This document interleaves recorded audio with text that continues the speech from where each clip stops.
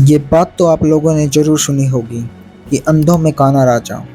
आज मैं इसका मतलब भी समझा देता हूँ और जीवन में यह बात कहाँ लागू होती है वो भी आज स्पष्ट कर दूँ।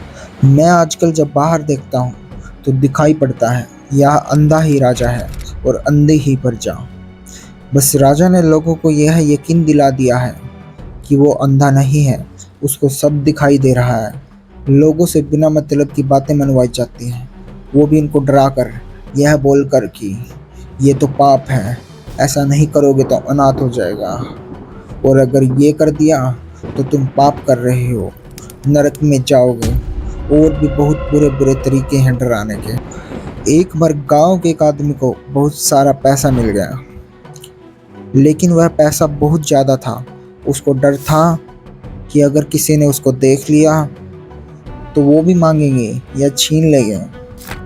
तो उसने एक दीवार बनाई और उसके दूसरी साइड सारा धन छुपा दिया और हर जगह यह खबर फैला दी कि उसके सपने में भगवान आए थे।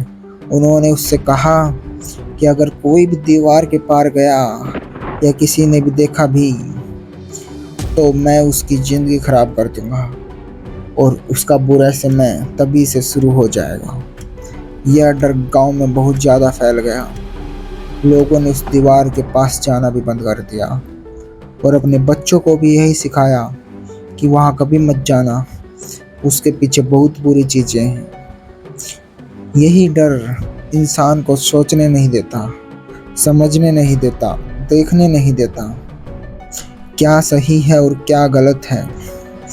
आजकल के वायरल बाबा यही करते हैं, तुम कुछ भी उनके खिलाफ बोल देना, एक क्षण में वह भगवान को बीच में ले आते हैं और बोलेंगे कि यह गलत कर रहे हो, भगवान सब देख रहा है, ऊपर वाला सब देख रहा है, तुमको डराने के लिए, क्योंकि वह नहीं चाहते कि तुम इससे आगे कुछ सोचो। क्योंकि अगर तुम उनका राज समझ गए तो उनकी पोल खुल जाएगी। परमात्मा ने कहीं पर यह नहीं बोला कि उनका नाम रटो। अगर नाम ही रटवाना था तो वो तुमको धरती पर ही नहीं भेजते,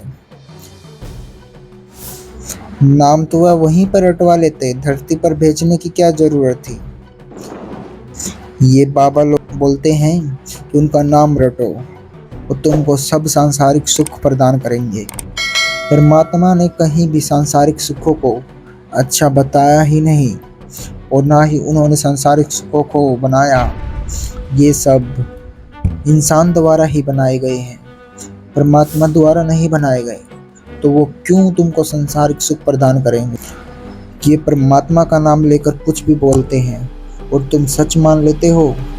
कभी खुद के दिमाग से भी सोचो, क्या सच है और क्या झूठ।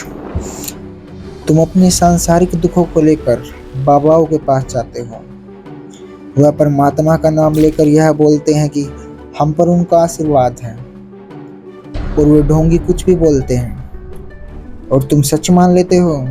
क्या आप लोगों को परमात्मा ने दिमाग नहीं दिया, आप लोगों को सोचने की क्षमता नहीं दी।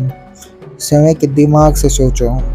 जब भी कोई बाबा ये बोले कि ये बात है तो अपने दिमाग में सोचो कि ये बात सच है या नहीं, यह संभव भी है या असंभव है।